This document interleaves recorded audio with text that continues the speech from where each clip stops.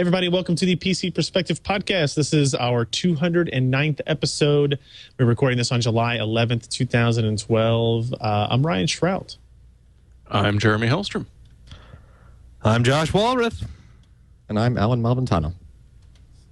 And we're finally back, I think, to a semi-normal kind of way of doing things, only to have it screwed up again in another couple of weeks while we change everything around again. But I am newly returned back to Northern Kentucky, to Florence. Don't live in Austin anymore. Sorry if you were down there and you didn't get to hang out with me. My bad. But 10, 11 weeks went by pretty quick. And I'm back here, so we'll be able to get back to our regularly scheduled video stuff, more live events, all that kind of deal. Obviously, what we want you to do now is for people that are maybe listening to this, they watch us live when we record it live on the Twit network right now. I just want to remind everybody we're not canceling the show despite Josh's wishes to do so. What we are actually doing is we're jumping off the Twit network. We're going to go host it on our own way, and so you'll still be able to get the show weekly if you subscribe on the RSS, which you should absolutely be doing. If you go to pcper.com/podcast, that's the best place to find our recorded shows. And then when you want to see us do our live stuff, including this, you can go to pcper.com/live, and you'll see like a little schedule there on the right hand side of the website where we list all that kind of stuff. So we'll still be doing it at the same time. And we're going to figure out all the other changes here a little bit later in the next week or so, now that I'm finally back in Kentucky. So we've got a little bit of stuff to touch on. The first thing I want to bring up, we're going to be at QuakeCon again this year. We're going to have the PC Perspective Hardware Workshop. QuakeCon will be August 2nd through the 4th, I believe. I think that sounds right. Close enough. It's that weekend in August. Go check it out, quakecon.org. It is one of, if not the largest LAN party in the U.S. They have a great expo area. I think last year they had over 9,000 attendees. They had about 2,400 people in the BYOC. So if you're into PC gaming, which I'm assuming you are if you're listening to this show, you definitely want to try to be there if you can. It's in Dallas, Texas. So while I just drove 18 hours back from Austin to Kentucky in about 2 weeks, 3 weeks, I don't know, 3 weeks, I'm going to drive back to Dallas. So that'll be really exciting. You just can't stay away from Texas. I try so hard. So the PC Perspective Hardware Workshop that we'll do there, we basically have a 2-hour block. We'll get up on stage. We'll give away a ton of prizes. We'll talk to you about some stuff. We've got confirmed stage presentations, people that are going to show you some cool stuff from NVIDIA and MSI, and we'll have lots of giveaways. We had over 1,800 people at the show last year.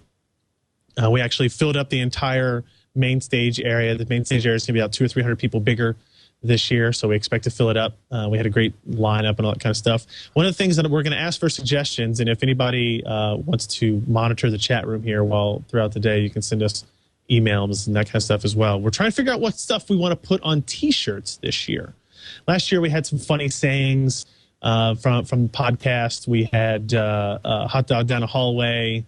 What else we have? Death Wish Raid, Super Pipe, that kind of stuff. So we could do that same stuff again.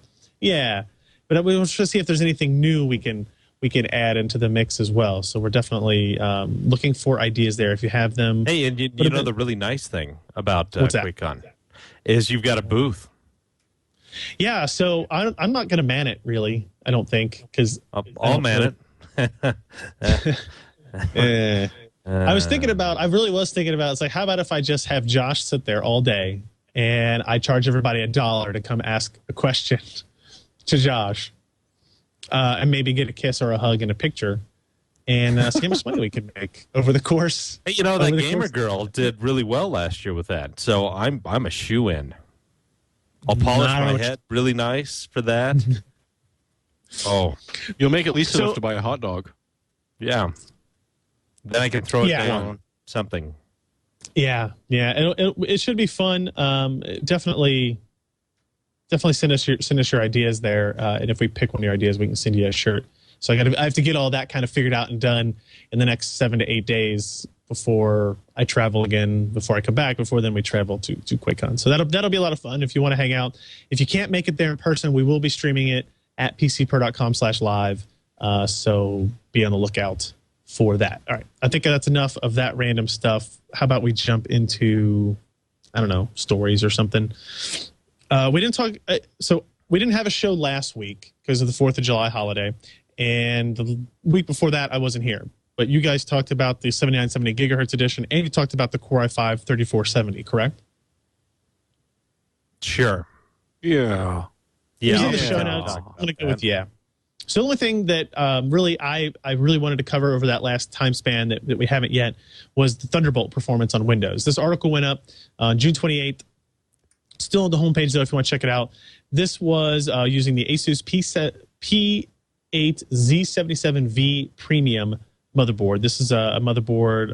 It's hooked up to a test bed right now that has Thunderbolt integrated on it, right? So it's got a Thunderbolt port on the back panel stuff, integrated controller, all that kind of deal. We used that. We used an Apple Thunderbolt display. We used a Pegasus R4, which is a 4-bay external RAID array.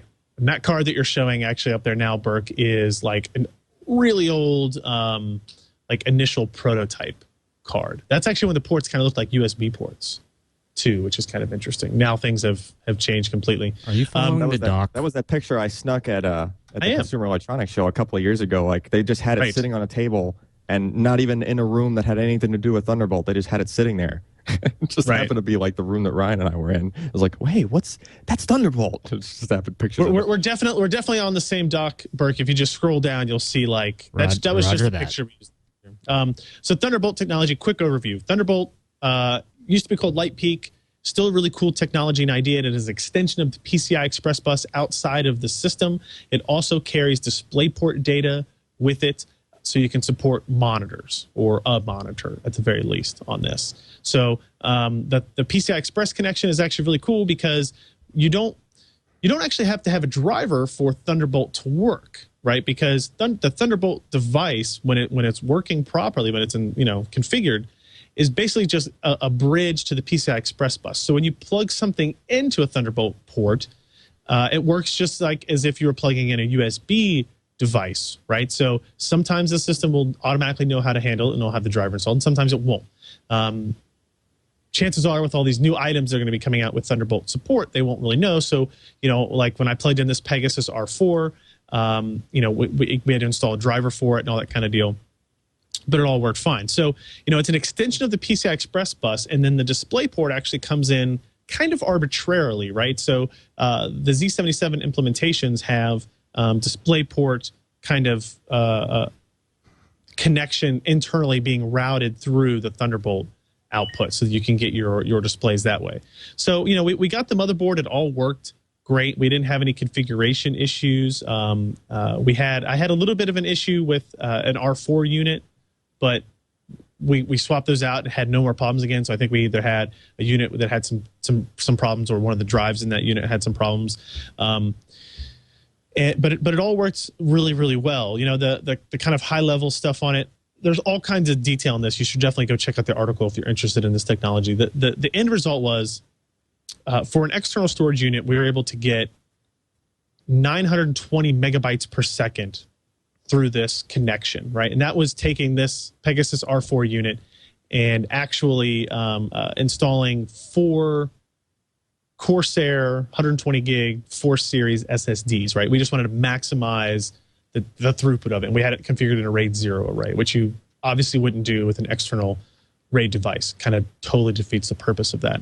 But we were able to get 920 megabytes a second, right? And the theoretical peak is 10 gigabits, which is what, 1.25 gigabytes per second. But when you get the overhead involved, right, and this is the first implementation, Alan, do you think that kind of speed is acceptable at this point, maybe in the technology, or were you thinking maybe that was a little bit too much of a drop from the theoretical peak? No, I think it was almost spot on. I mean, there might have been a little bit of a slowdown just from that particular Promise controller. It might not have been going all the way full speed, but I'd say it's probably within 10 or 15% of the max that you're going to get, which is really nice to see out of the first. I mean, these are first generation products for Thunderbolt, right? It's like the very first, and it's maxing the interface. So definitely refreshing. Yeah, I was impressed by that. We actually, I was able to daisy chain the two device, like we had two R4s at one point, and daisy chain them together, and that worked flawlessly. They show up as internal drives, which is really cool. So the entire RAID array shows up as an internal drive in the system because it is attached through PCI Express. You know, one of the things that maybe I didn't spell out. Yeah, you can see there on the video version how like the kind of tree goes. Right, as you scroll down, you'll see as you daisy chain things, each device actually becomes a bridge to the next device. So the device manager in Windows starts to look pretty complicated when you start to stream this stuff. I was able to connect the Thunderbolt display, the Apple Thunderbolt display, no issues there. It doesn't affect bandwidth. It didn't affect performance. I was able to connect a standard DisplayPort monitor through the mini DP connection. No issues there. I forget I was going on. I had another train of thought that I was getting on.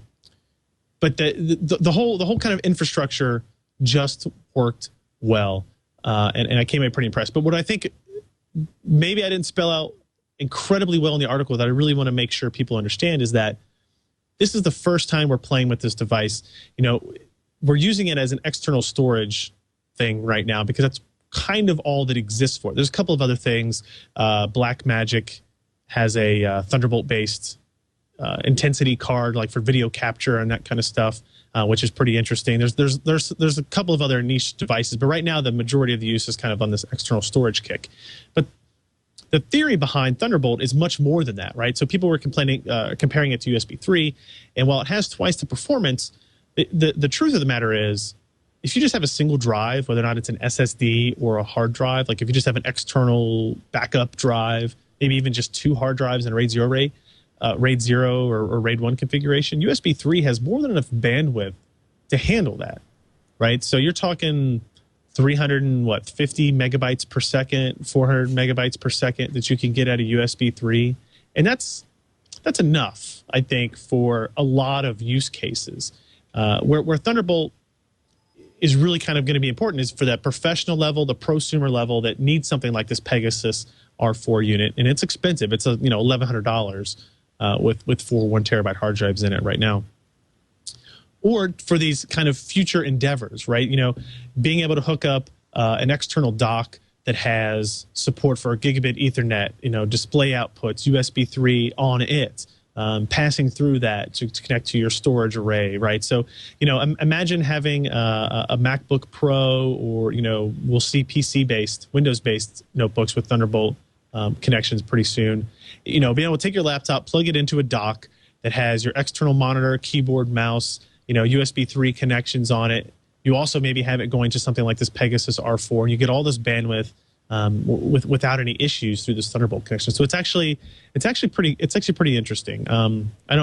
There's a whole lot more to the tech, and I would really recommend you guys kind of look through the whole article as I'm trying to scroll through here and see some of if there's any other things there. Oh, the other thing I will mention, Lucid's Virtue software. You know, hit or miss on whether or not you would find it useful in your current configurations, right? Because most people are okay connecting their screen to the discrete GPU on their system if they're going to do gaming. What's interesting here is that in order to take advantage of a Thunderbolt display, which right now there's only one of, but there will be more of in the future, or to take advantage of Thunderbolt mini DisplayPort output, you know, you have to have it connected to the integrated graphics. So you're using the Ivy Bridge or the Sandy Bridge graphics on that. So if you wanted to game on it, is that possible? And it's still possible using Lucid's Virtue, their GPU virtualization stuff. I was able to, you know, play Battlefield, ran 3D Mark 11, and the performance and all that kind of stuff was exactly as we expected, thanks to that capability that they've had in their software for a long time to kind of virtualize the GPU and take advantage of discrete and integrated graphics features at the same time, without having to move cables around and all that kind of stuff. And so this is just another instance of that at work, which I think was really cool. Does anybody have any? Do you guys have any questions about that? Yeah. There's probably just the most significant thing about this that I don't think anybody really appreciates yet, because there's not enough of those dock-style devices out yet, is that this is a true extension of the PCI Express bus. So any single possible thing that could be plugged into a system as an upgrade or as an add-on card external GPU? be anything, GPUs included, we saw that any device, at CES. We saw the MSI Gus, I guess it was called, which is not the best name, but it was a really cool device, right? And it had a little bit of a restriction in how much power, right? Because Thunderbolt will only pass, I think it can pass like 10 watts of power through the cable to the first device, and it's up to that device whether or not it can pass on the same 10 watts or not. Obviously, you have to have an external power brick, but you can have an external graphics, right? So what you're saying is bring that laptop home, set it down, plug in one Thunderbolt cable. You could have an external graphics card. You could have external high capacity, high speed storage, like all on the same connection. Your display all going through that one cable, that one port. And there's a lot of potential there, and it's really going to depend on if it gets adopted, right? If people really see the advantage to this. And the problem is it's still expensive. The Thunderbolt cable from Apple is like it's the only one you could buy. I think there's another one someplace, but it's not as easy to get a hold of. And it's still $50. Yeah, it might as well be. It's a $50 cable. You know, the accessories the devices are really expensive. Like I said, the Pegasus R4 is $1,100 and something with 4 1 terabyte hard drives in it. I think the Thunderbolt Blackmagic device, Ken, is more expensive than the other Blackmagic devices by like $100 or something like that. And it's just the controllers are expensive now. You know, one of the motherboard guys we talked to basically said the controller itself is $30. It costs us $30 to put it on the PCB and route it, and that's a lot of money for a motherboard that, you know, a lot of you are used to buying motherboards for $100 to $120. All of a sudden, you're increasing the cost of that product by 30%. Really puts a hamper on what these companies can do in terms of implementation. So once we see smaller chips, lower power chips, easier integration, that kind of stuff, kind of more widestream or mainstream, hopefully we'll be able to see this kind of move forward. Anybody else have any comments or thoughts on Thunderbolt before we move on? I know I kind of went on. All right, moving on. Quick stuff here. Gigabyte. Steve posted a review of the Gigabyte G1 Sniper M3 motherboard. So this is a Z77 motherboard, but it's a micro ATX kind of overclocking gaming friendly board. It's got 3 PCI Express by 16 slots, 2 of which can be used with dual slot cards. So you can do SLI and Crossfire with these, and if you are crazy enough, you can, you know, if you have single slot graphics cards, you can even connect 3 of them if you want to there. It's a really nice board. It's got your HDMI, DisplayPort, DVI, VGA output, Gigabit Ethernet, USB 3.0. Obviously, now that this chipset integrates it from Intel. A lot of great features there. If you want to check out that review, hit up PCPro.com. Steve did a great write-up on it, looking at overclocking and all that kind of stuff. And I wanted to see here, he did get a silver award there. So if you're looking for like a small form factor micro ATX board, check that out from Gigabyte. Otherwise, on the list, let's talk to Josh a little bit about, you wrote an editorial on AMD Vishera and Beyond, and I kind of put in the Buzz Lightyear reference. Do you really want to talk to me about that? Do you want me on your show? Seriously. I mean, if you're going to make me pick, like live, I guess I'll say yes. Well, fine then. Okay, I brought up a little thing because there's a bunch of Vishera news coming out and nothing that was exceptionally new. I apologize for the quality of my video coming to you because my internet is jacked. But that's beside the point. So and I'm not running an AMD processor. Okay, maybe I am, but I don't think that's the problem. So anyway, Vishera. It is the updated pile driver core that will be released in probably Q3 late this year. Well, late Q3 of this year. And we'll probably see products coming in Q4. Now, we don't have any specific timelines, but that's about a best guess of what is going on here. And do you guys still see me or no? I see a picture of a processor. Now that's a nice thing. Oh, hey, yeah. There I am. Josh, I was killing your return video so that your performance would increase. Kill it, Jed. But anyway, it is a PileDriver Plus core. Now, AMD has done some interesting things with the way they're designing processors. The first real interesting thing about it is that they're not going to go with the big jumps that we used to see. They're going to focus on smaller improvements over a shorter period of time. that hopefully they think will decrease the time to manufacturing and getting it out to market, but at the same time able to improve their products in a really, kind of stair-step fashion instead of taking a giant leap as we have seen previously in the CPU the industry. So the original pile driver core is the Trinity, which we saw a couple of months back. The quality of this product is a lot better than what we saw with the previous Bulldozer. Now, Bulldozer had some issues, as we well know, had some thermal issues. Performance was not where it should have been. And so these things were all, negatives on Bulldozer, but a lot of them were fixed with Pile Driver and Trinity. Namely, they really cured a lot of the TDP issues. They did a bunch of small improvements that did improve performance. I mean, it wasn't a huge jump, but it was still upwards of 10 to 15% in terms of IPC. And this, if we think back, Trinity was first shown off last summer. So summer of 2011, they had working silicon that they were showing to, press, clients, OEMs, whoever wanted to take a look at it. And everybody's wondering, why isn't this product out then? Well, I mean, they still had a lot of tweaking to do. They had to figure out all the manufacturing issues because, designing the chip is about 2/3 to 3/4 of the process, and actually getting it manufactured is a larger than expected issue for a lot of these, really massive, very complex designs. So Vishera is going to be a Pile Driver Plus core. So we're going to see even more positive performance aspects from it, as well as potentially seeing up to about 4 gigahertz of speed with still in that 125 watt TDP power range. And so this is kind of a big thing for AMD. They need this product out to kind of get back into the enthusiast circles. But better yet, they need to show the industry that, yeah, we're improving each, kind of half generation of chip. And Vishera is really going to be a pointer about what we'll expect to see with Steamroller, which that's the, again, updated core based on Bulldozer, based on Pile Driver, but it's the next generation. And the first product with that is going to be Kaveri, which is going to be an APU. Now, if we look back at poor old AM3 Plus, I think that is, Vishera is going to be the last processor that will be designed for that platform unless something really significantly changes.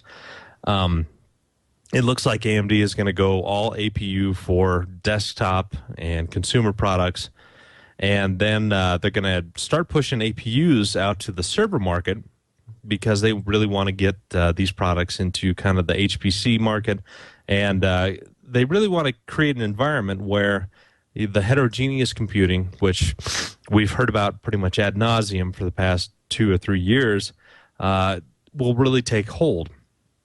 So if that's the point that they're at, Steamroller and Kaveri, I have 2 cats fighting behind me. That's awesome timing.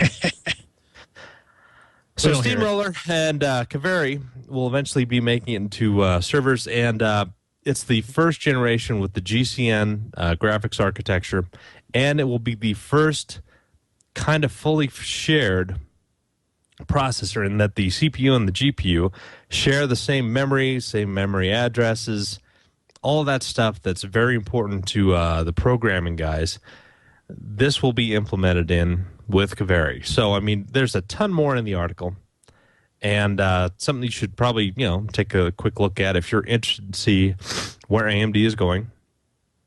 And it's kind of nice to see AMD, well, until they can actually deliver these parts, it's nice to see that they are changing around their design philosophy, because currently what they were doing just was not working against Intel. And they're hoping that this, smaller, more consistent, more often steps and improvements in their processor cores will lead to better overall performance over the lifespan of the architecture, and be able to keep up with Intel and their massive process technology advantage that they currently have over everybody else.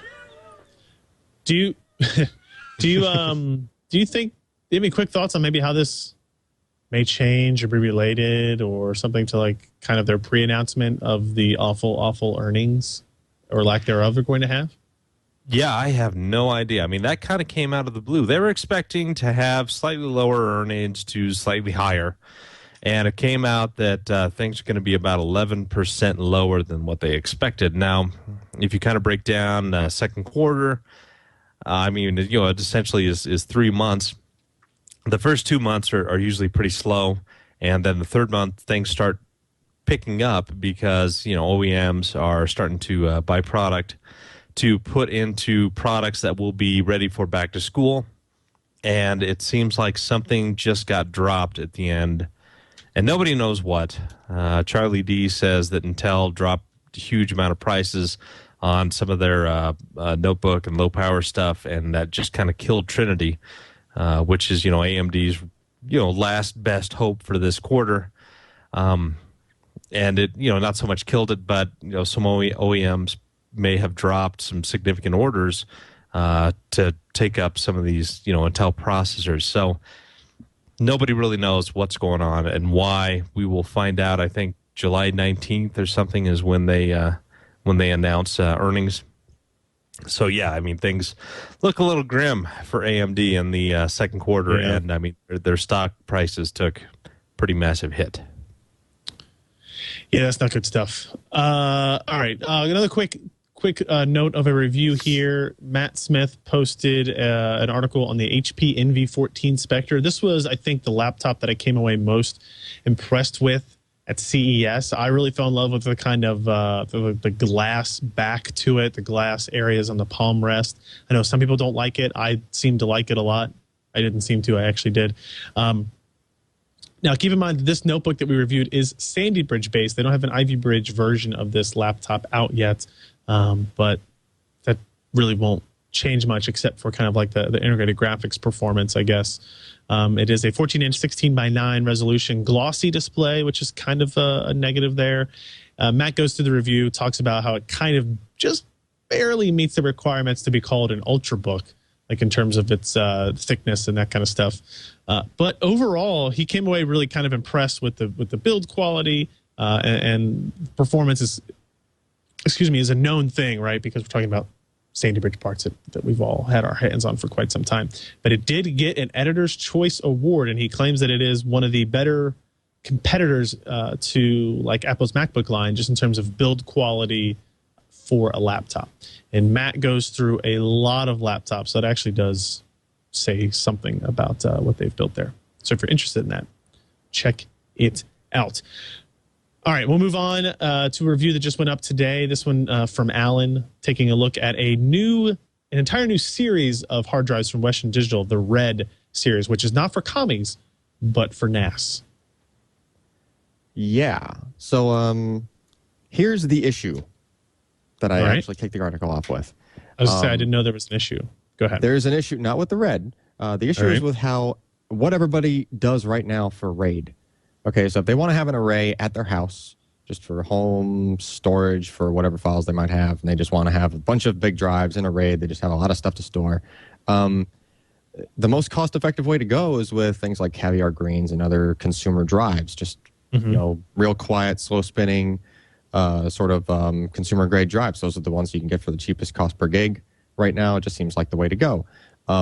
Unfortunately, there's one thing that's really a big negative there for using those sorts of drives in this configuration. And I've actually had this bite me once or twice, and actually I think it bit you, Ryan, as well, right?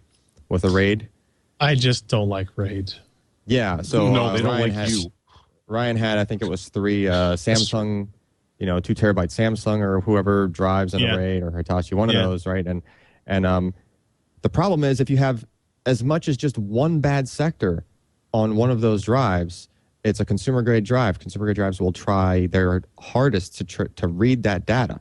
And the problem is they try it for a little bit too long. They will keep trying, and when they're in a RAID, the RAID controller will just consider that the entire drive has timed out. Basically just writes off the whole thing.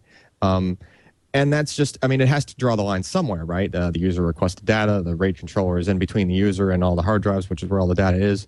So eventually it has to draw the line somewhere, and it's like, okay, fine, I'm giving up on you. Sorry. I'll just move on with the rest of the drives that I have in the array. The problem with that is we have really big hard drives now, and people are putting a lot of them together. I mean, you have things like a Drobo Pro that you can put 8 hard drives into. Synology's making NAS devices that are 8 bay models for home and small business use, that sort of thing.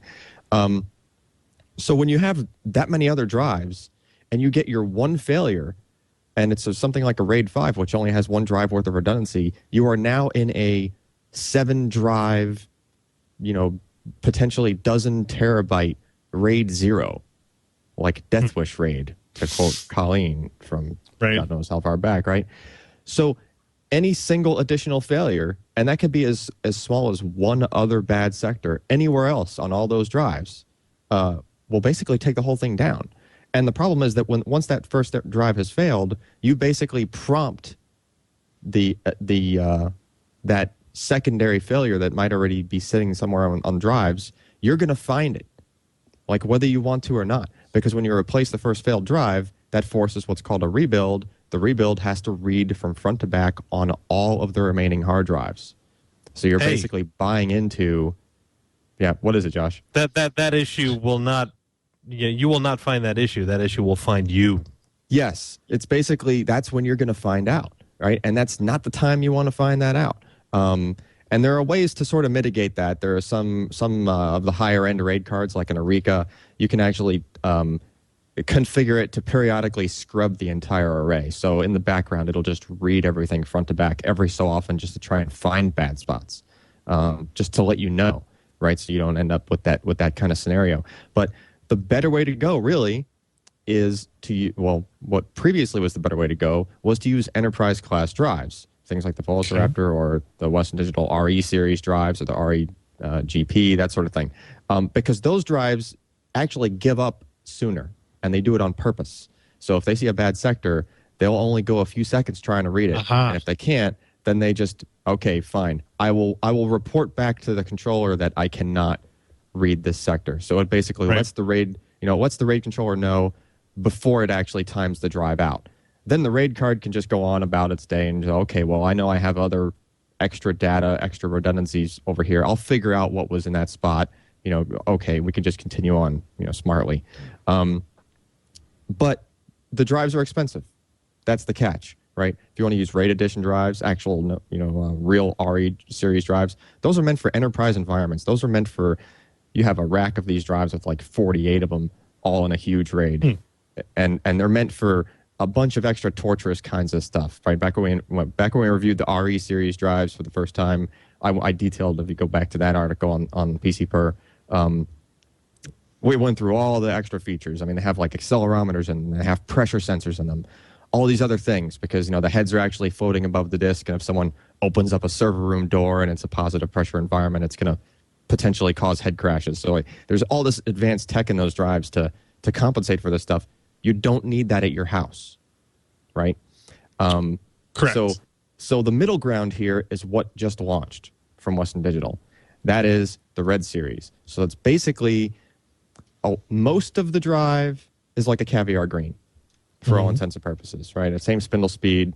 It's it's an advance in platter density just because it's a newer model. Like, this is the newest model that Western Digital ships, so it's 1 terabyte per platter.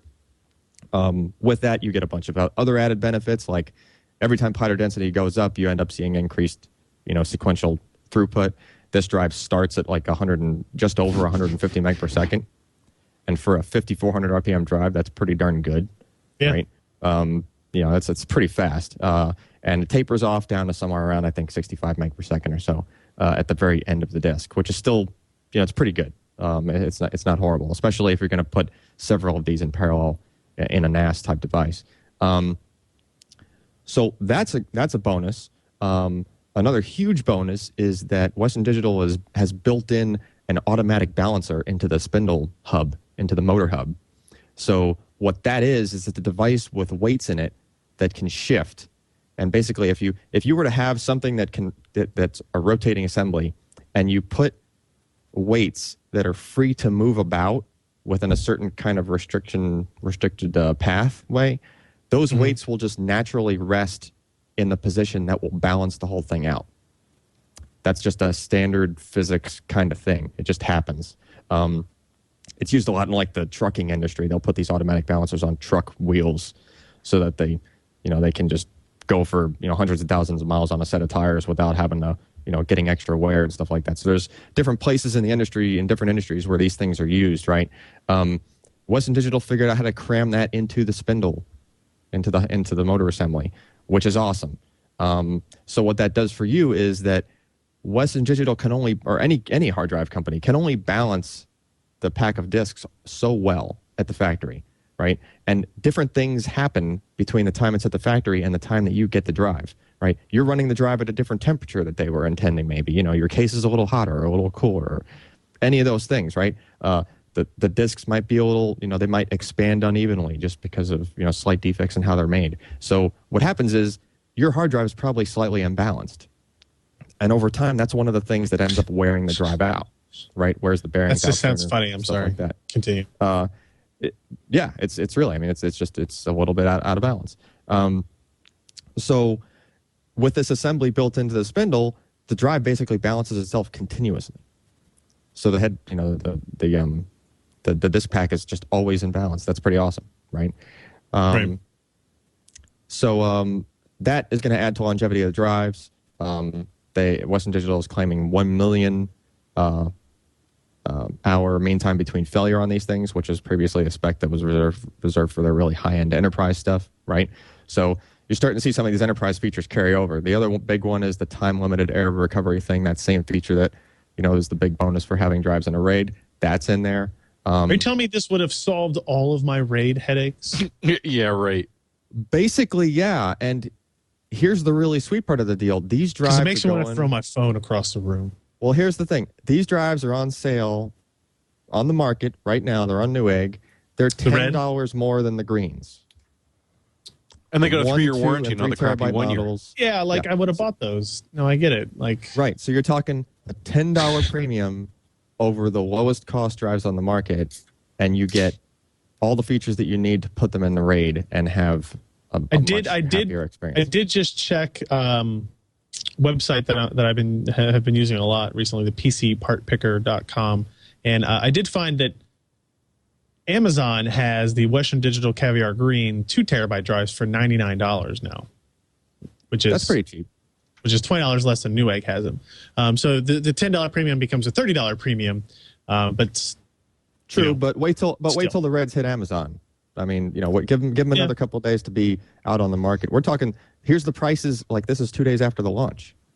Here's what the prices are, right? And they're already almost matched up against the greens.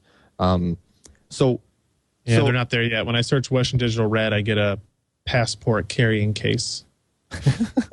Yes, Western Digital there's a little bit of confusion there because Western Digital had a line of external hard drives that were called Passport Red, just because the case was red. So, so the question that people will probably be asking here is, well, what do I do, green or red? And basically the answer is that if you're going to put it in a RAID or any sort of thing where there's redundancy, the answer is definitely red. If you're just going to have a single drive and you never plan on moving up, you're probably better off with the green. And the reason I say that is the green will still try, well, the green will actually try harder to recover a sector that's bad. Right? If it's not in a RAID, you don't have to worry so much about the drive timing out so fast. That's the difference between them. But me personally, even if I was using a single drive for something, I'd probably make it a red just because the throughput is much faster. Here's the one downside. Since it's meant for network attached storage, it's meant for really, really quiet operation. That automatic balancer makes it almost dead silent when it's just operating at idle. I mean, you can hardly tell things running. They significantly tuned down the head pack, the actuator, how fast it goes. This drive doesn't make any of those ticking or thrashing sounds or any of that. As a matter of fact, you can barely tell the thing is seeking. I have to have my ear in a quiet room about 6 inches away from the drive to be able to tell if it's actually doing anything. Use it as a pillow? Oh, yeah, like all my hard drives. I thought you slept with them seriously, but that's there was mattress. Right. So because of that, the drive actually seeks a little bit slower than even Western Digital's own audio video grade green drive that they came out with, which was meant for like TiVos and set-top boxes and stuff like that. So it is very slow compared to any other drive. Actually, any drive Western Digital makes, it's very slow on random access. But that's not what this is meant for, right? This is meant for bulk storage, large arrays of data. You know, the drive, if you have an SSD and you have all your apps and stuff on that, this is perfect for that everything else stuff, right? Your MP3s, your videos, that sort of thing. Not something you're going to try to launch games off of. That's not. Yeah, all right. So if for mission critical applications, we're not worried about replacing drives necessarily, but like if I bought this Thunderbolt external RAID drive, this would be a perfect candidate for the Western Digital Red series. Yes, Western Digital. Yeah, anything that's a small type NAS device, external. Western Digital says anywhere between 1 and 5 drives. I would venture that you're probably good using this all the way up to an 8 bay enclosure. As soon as you get to what the RE drives are meant for, is you have some sort of rack space with hard drives in it, right? Yeah. In a server room. That's what those are for. If it's in your house and it's a RAID, then that's what the Red is for. Gotcha. All right, that seems pretty cool. It was a total shock to me to see this release, but I'm always for like new things that would have helped me in a past life. Okay, we're going to take a quick break here. Thank today's podcast sponsor, our good friends at MSI, and we'll be right back. Eventually, we'll have a video version to go here, but if you listen to audio version, thank you to MSI for that. If you're watching the video version, trust me, something magical happened on the audio version. So good for that. So let's talk about, we're running a little bit late, as I thought we would, because we had a lot of great content over the last couple of weeks. Let's talk about a couple of quick news items. First and foremost, Jeremy, could you tell me how much awesome a passively cooled GTX 680 has? Oh, well, this thing is so massive, I'm worried it's going to sort of collapse in on itself and create a little black hole in the middle of your machine. This thing Combination is of heat and weight. Yeah, I can see that. huge. It's absolutely monstrous. They didn't really specify how many slots this thing's going to take, but it looks about 6, honestly, because you've essentially and it looks like part of them are behind the graphics card PCB, right? So you probably wouldn't even be able to put this in the primary GPU slot, would be my guess. No, and you're going to want some sort of support mechanism to keep this up, because you're looking at a secondary heat sink, which is as large as the actual card, connected by a half dozen heat pipes. So it looks like it can be done. It really honestly does look like this could be a passively cooled card.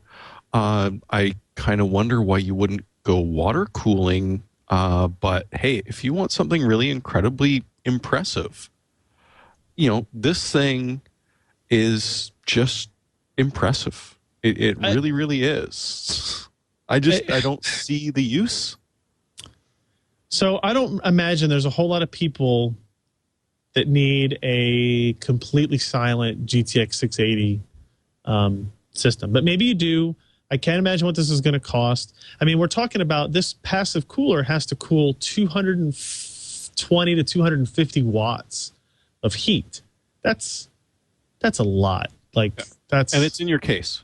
Plus memory. That's GPU only in terms of TDP. So I don't know. It's not like you can fit this in like a small home theater. Right. It's not like you can fit this in a home theater PC that you want, like a tiny one on a shelf someplace or anything like that, right? So the whole silent thing may be a little bit overdone. It's really cool to see, and I have zero confidence that this will actually be sold. Yeah. I just don't see why you wouldn't water cool it. Well, unless you're rabid and scared of water. This is cleaner. It's easier, right? I don't have to worry about a different self-contained cooling kit, right? So it might be useful to get kind of like PNY did with the GTX 580, where they had like the self-contained water cooling kit. True. With that. It was not quite silent, but decent. And somebody may do that again with the GTX 680, but I haven't seen anything on that yet. So, and you could also use this thing for home defense. just throw it at somebody's face. That's going to leave a mark. Just chuck it at them. Other good news, this is kind of on the software side. Windows 8 Pro upgrade will be $39.99 through January of next year. What's interesting about that is, I think we've talked about it on the show before, you need Windows 8 Professional in order to get the Windows Media Center features, I think. Is that correct? Yeah.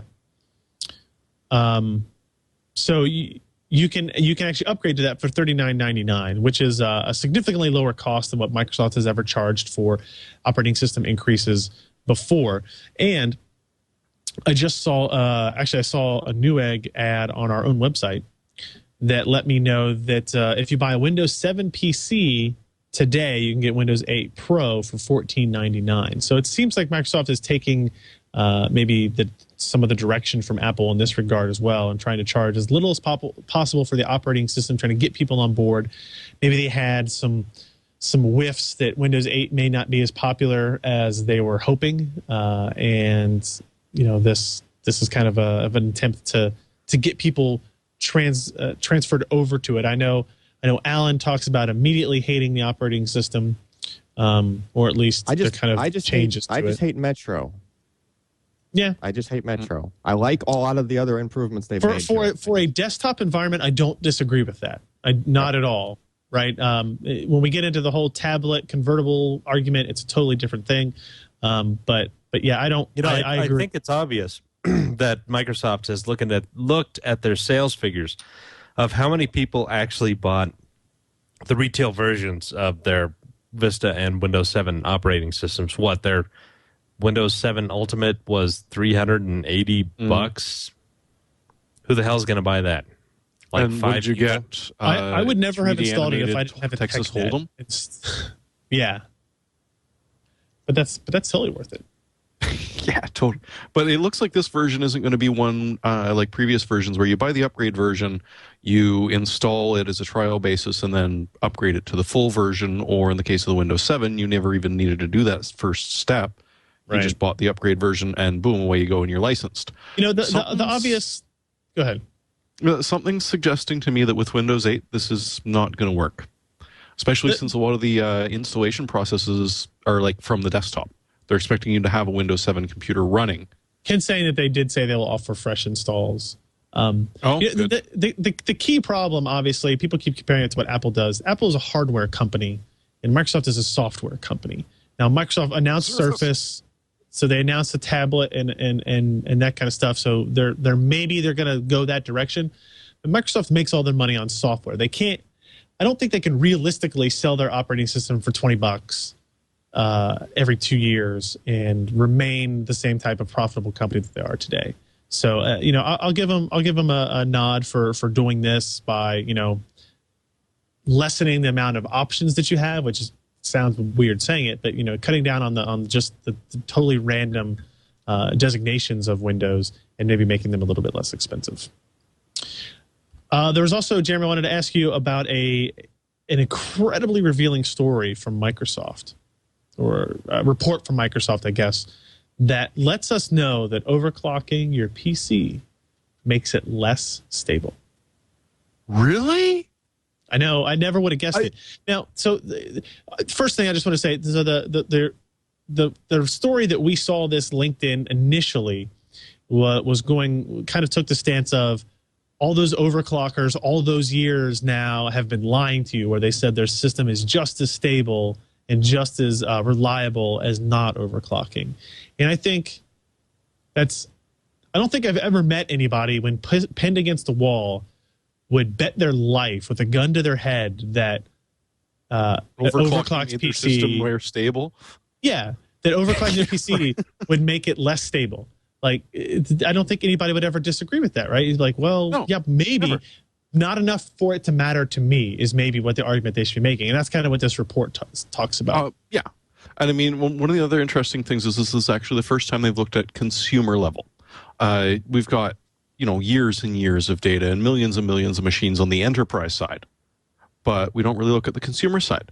So this is what they put out. And I mean, really, as you're saying, you're looking at the initial crash could be a memory error, could be a CPU error. You're looking at 1 in 460, for overclocking, 1 in 460 versus 1 in 330 for a regularly clocked processor. So yeah, it is going to make it a little less stable. We knew that. It isn't going to make it a huge amount less stable. And they did sort of show that, hey, if you buy a brand name machine, it's marginally more stable than one that you build yourself. On the other hand, there's no way to tell whether you're looking at a skewed result because a whole bunch of people that really had no business building their own machines, and every time it crashed, they reported it to Microsoft versus those of us who would rather try and figure it out on our own. Regardless, it's still not that huge a discrepancy. And you'll also notice that the second that you've got a first crash, the second crash is going to be much more likely.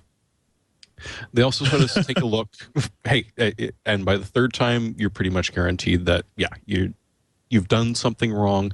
Maybe consider underclocking it, because also shockingly, they found that underclocking a CPU makes it more stable. Who would have thought? Producing less heat, using less power would be more stable. The other thing they looked at was CPU vendor A and CPU vendor B. They didn't point it out, but... Is it AMD and Intel? Yes, that's it. That must be it. But again, you're looking at, for the first actual crash, a 1 in 400 chance. This was a 1 in 390 crash. And consecutively does not change that much. So you can't really say that CPU vendor Intel is better than CPU vendor BMD because, frankly, it's not that huge of a difference. But it's nice to see that, finally they've actually taken a look at this and, hey, there was a reason to push that send error report to Microsoft. After all, this will give you a bit of information. Do you know what's kind of sad about all those years of hitting the send report button finally resulted in something? Took a while. And even then, it was only something that we already knew. Yes. But somebody probably got a doctorate off of this. The best overclock I ever had in my life that was stable, worked 24/7, not a problem, was with the original AMD K6 233 that I used on an MTech R5. I want you to know that Motherboard. Ken is laughing at you over here. I went from 233 to 257 megahertz, and it was just solid. Nice. Everything else that I've ever tried overclocking, no matter what I've done, always was slightly more unstable. Why is Ken laughing at me? Why? Because he's never heard of those things you were talking about. He doesn't know what a K6 is. No. It's like you're just talking a foreign language. I'm sure he knows, but yeah. That was kind of like the beginnings of my building a PC stuff too. But it was the Celeries that were brilliant for a while. Yeah, those Celerons, and then would put take them on so much. Celeron A that you could, the 300A that you could take to 450, pretty solid. Oh yeah, nice, and it was nice chip. Pretty solid. There was that, and there was the Pentium 2 SL2W8 code part that was a 300 megahertz Pentium 2 that if you could find my favorite overclocking thing is still the golden fingers. It's still the best. It's the fact that you can unlock this chip whether you want it or not. The fact that you can take the AMD slot processor, take the casing off of it, find the little gold pins on the top of it, put this little device on it with dip switches and change the multipliers, stuff like that. I had, what was it? It was not even that long ago, maybe 4 or 5 months ago. I had somebody email me based on an article that is still up on PCPro.com that's so old that like none of the images work anymore, asking me if I had any of those devices because they wanted one. And I was like, well, so if I did, I have no idea where it's at and no. Yeah, they wanted to overclock their if I find one, it's going to be in my museum of crap soon. All right, one more. Motherboard that didn't have dip switches. I had to do that on the bloody motherboard to try and overclock. Yeah, those were the days. It was an AMD motherboard. Remember when then it moved to like we had jumpers And then finally, like 8-bit had the BIOS that you could actually do crap in the BIOS. And I was like, oh Lord, thank you. And you didn't have to do math on paper on the side. Okay, so if I connect the front of my bus up to that, and I do the multiplier for that, I think I had the dip switches upside down.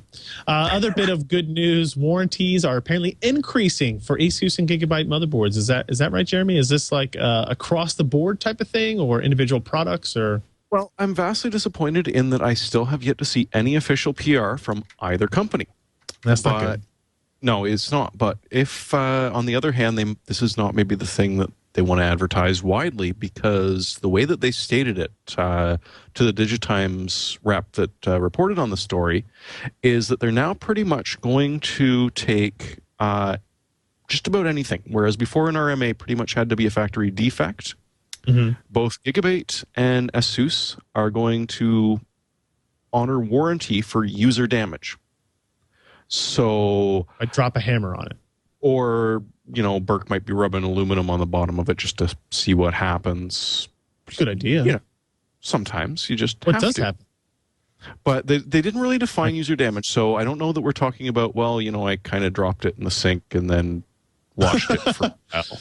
I poured oil all over it. And it turns out to be the conductive kind. And then it sort of caught on fire, and it was a bad day. Please send me a new motherboard.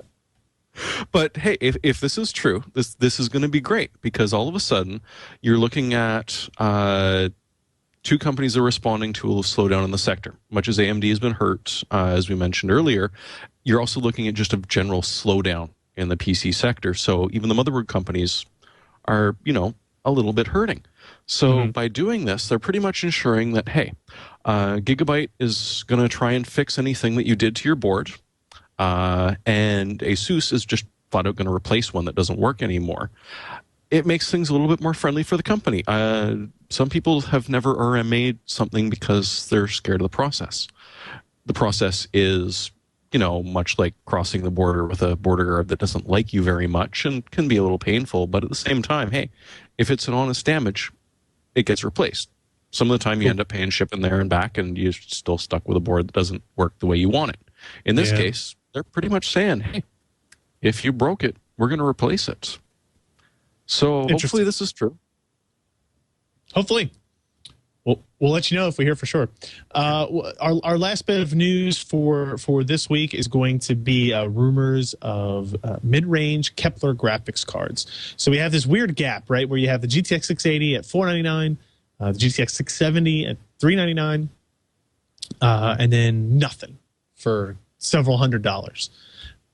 The news out of Video Cards with a Z, which is apparently a real website. They're telling us that they're giving a lineup about the mid-range card. So the first is a refresh to the existing GT640 that will add GDDR5 memory using the GK107 GPU. I hate that card. Hate's a strong word. The GT640 is not a very good graphics card at its current price point. GDDR5 memory should help considerably, and we'll see how it compares against the Radeon HD 7750 when we get one of these GDDR5 versions. The next card up the stack will be $150, released in August. The GT 650 Ti that will use a different GPU, the GK106 with 960 CUDA cores and up to 2 gigs of memory on a 192-bit memory bus. So that's a pretty big jump from the 640 that has 384 cores up to 960, and then the 128-bit memory bus up to 192 memory bus. That's a pretty big difference, and should have a pretty significant jump in performance. And then I think we get into the cards that maybe people are really interested in, the GTX 660s. The 660 Ti would apparently be based on GK104, the same GPU as the 680 and the 670. So if this is true, the 660 Ti would have 1,344 CUDA cores and a 256-bit memory interface as well, which would be... No, I'm sorry. It would have... The 660 Ti would have 192-bit interface, but still it would have a high core count there. What's interesting is that so the 660 Ti is rumored to use GK104, and the 660 is rumored to use the GK106 with up to 1152 cores. So the 660 Ti, what does it say the estimated kind of guesstimate price range here is? So they need something between $300 and $400. So we're guessing $299 for the 660 Ti, and I think that's really the kind of card that will really take off in the market if it has performance levels where we expect it will have. That could be actually really cool. Kepler's a great product, but at $399, it's still pretty pricey to jump in there. And according to these rumors, this is going to happen sometime in August. I obviously haven't heard anything official from anybody. Otherwise, I wouldn't be talking about it. I'd be making somebody else talk about it. So I have no information on the actual validity of this, right, Josh? Yeah, nothing. This is not one of those cards. This is in fact a GTX 670. Have you started playing with it yet? Finally gotten in. What? Have you started playing with it yet? Not yet. I redid my test bench and I redid all my benchmarks. So this one's not quite. The 670 is a great card. I don't have any problem recommending it. I just think for a lot of people, $399, $400 is just too much money, right? And trust me, I'm not going to argue with anybody on that. So maybe August. So maybe you'll hear some more at our QuakeCon PC Perspective Hardware Workshop. Be there. No, seriously, you should come. I need to check for sure. I think it's August 4th is actually the day of our event. It is Saturday, August 4th. It will be somewhere between like 1 p.m. and 2 p.m. starting time. Yep, there's a picture of a QuakeCon, I guess. I don't know which year it is, but it's a really, really fun event. It's one of the very few things that I go do that's a lot of fun the whole time. I remember the first year I did this show, it was, there you go.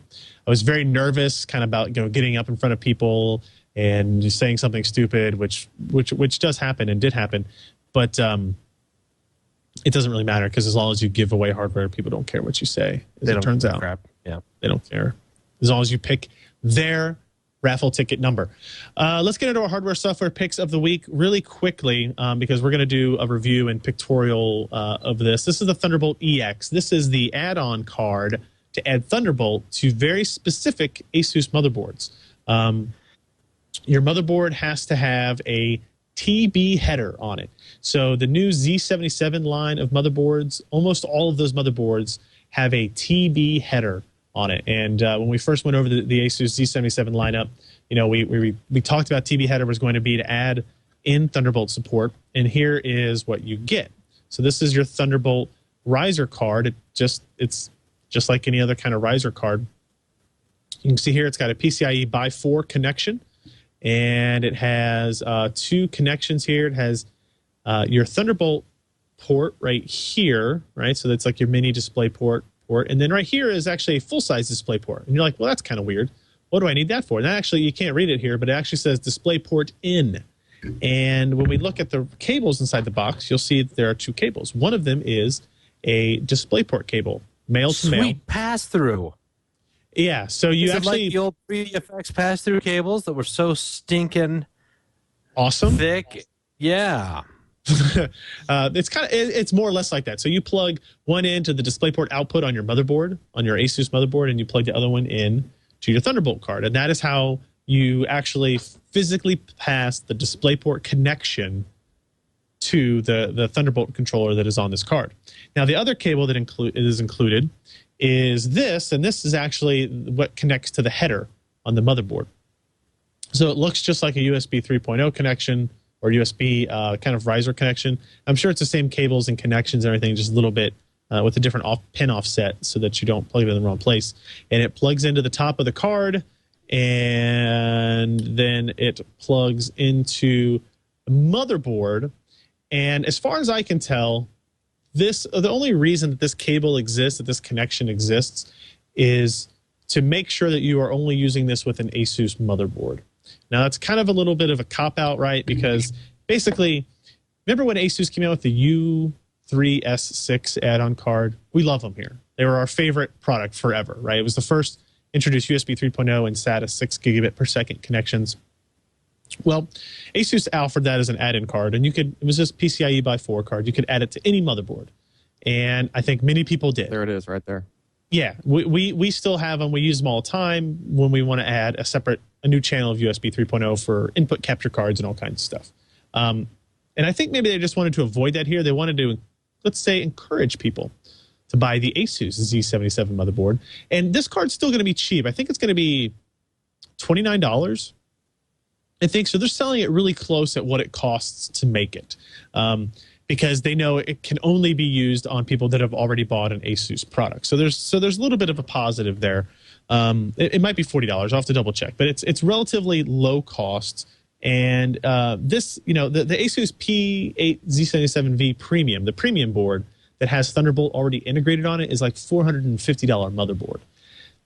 A lot of great stuff on it, really expensive. So if you wanted to get like the $160 option or the $180 option in the ASUS lineup, you could still get that, add this to it, and get Thunderbolt support if that's what you want. So it's nice to have that kind of flexibility there, and there's something to be said for that. So look for testing on this. We're just going to basically hook it up to one of our systems over here, make sure the performance is the same as we saw with our integrated controller, because that's the claim, that it will act no differently. And other than maybe look not as clean on the back of your system as if it operates in the same way. So, Jeremy, what do you got for us? A muted microphone. He's got a laptop. He's holding up a laptop. Oh, muted microphone. It is the Lenovo X220. And this thing is actually not too bad. You can hold it up with one finger. Yeah, His middle finger.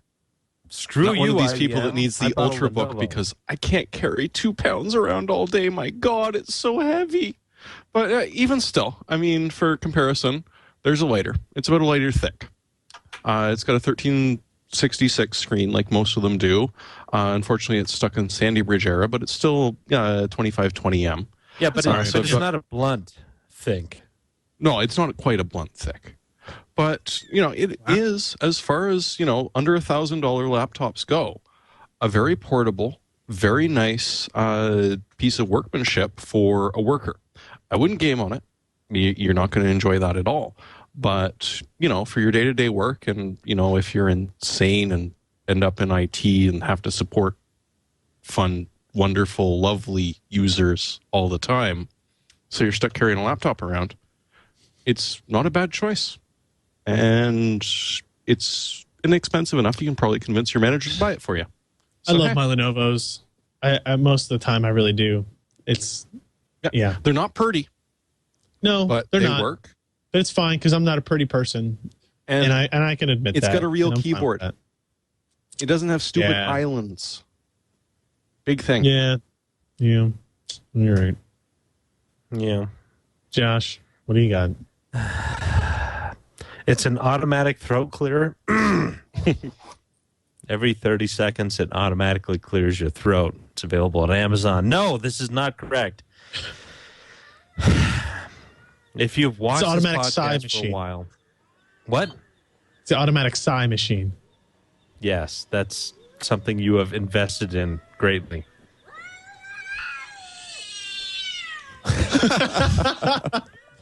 Which machine was that? How was that?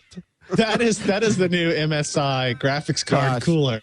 Josh, listen, I told you, you cannot run open testbed machines with high-speed fans when you have pets. Wow.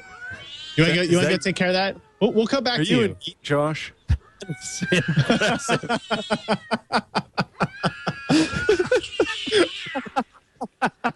Oh, dear Lord. All right. Oh, goodness. If you've been watching the podcast for a while, you know that for a short while, or maybe a long while, I was a big fan of the Defense Grid games. I spent many, many hours on those damn maps. For like $5 that I spent, or I think after all the expansions, it was like $10. It was some unimaginable amount of gaming hours.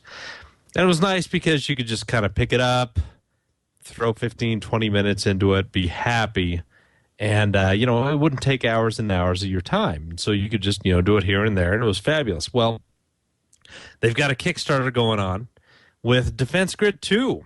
They're like $60,000 into it, and they need $1 million to get the full Defense Grid 2 off the ground. So you've got until August 24th or something, or 14th, to give them your money. They need like $200,000 to do 8 new levels, and then they go up about, another 250 to do more stuff. So hopefully they can get it, going, because I need another time sync. You're killing me, Josh. I lost several weeks of my life the last time you told me about a Defense Grid game. The good news is, on this time, you only lose out on your money because the game's not out. No. Right? So much better. Yeah, but on the other side, Ouya has gone over their $1 million budget by $600,000 or $700,000 in 2 days. That's that open source console. Ken says it's over 2 million. Do you think if I started a Kickstarter, it's the only thing was keep PC Perspective running? That how much of the goal would be in infinity, and 900 days to match it. Kickstarter, support PC Per and make Jeremy Hellstrom a U.S. citizen. I'm sure within days. We could. How about a Kickstarter to just replay the cat sound sequence just over and over throughout the podcast? Those were not my cats, by the way. Those were Alan's. No, they are not. They're still I have going. no pets. Nice. I have none. Oh, goodness. All right. Alan, what do you got? I'm picking the red. The way to go. Such a quiet drive. Simple Mute as the that. microphone. We talked about it for 20 minutes already, so definitely a good pick. You're copping out with the item we talked about, the whole review thing? Yeah, pretty much. Yeah. Again. All right. Yeah. All right. Yeah, Penny Arcade has their Kickstarter, but their goal's way too low. $250,000? Man, if you're going to sell out all the way. Oh, well. Okay, so that's it. I guess that's gonna be it. Podcast@pcper.com is the email address. We still check it. I read them. We'll get back into it. I think maybe now that I've settled back here, we'll get back into the kind of the normal swing of things. Obviously, pcper.com/podcast is the URL we want you to give to people, and so they can go there and sign up and subscribe. If you listen to the show but you're not subscribing, you can find us in iTunes. Just search PC Perspective. There you go. Makes a lot of good sense, and you'll see our podcast there. Subscribe there. We've got the RSS feed directly on the website there too. And of course, don't forget, you'll be able to find us still recording the show live, pcper.com/live. And of course, as I'm being reminded here by Burke, you can follow me on Twitter @RyanShrout. It's very simple and easy to remember, which is how I like things to be. And you can follow PC Perspective's account @PCPer, so you can get updated on all the news items and articles that go up on that as well. Look at that. Amazing. He already had it up, or he's very fast. One or the other. Very cool. So that's going to be it for this week. We will be back next week. And, last reminder, if you have cool QuakeCon shirt ideas, send them to me. You can just email them to me, ryan@pcper.com, or send them to me on Twitter or anything like that.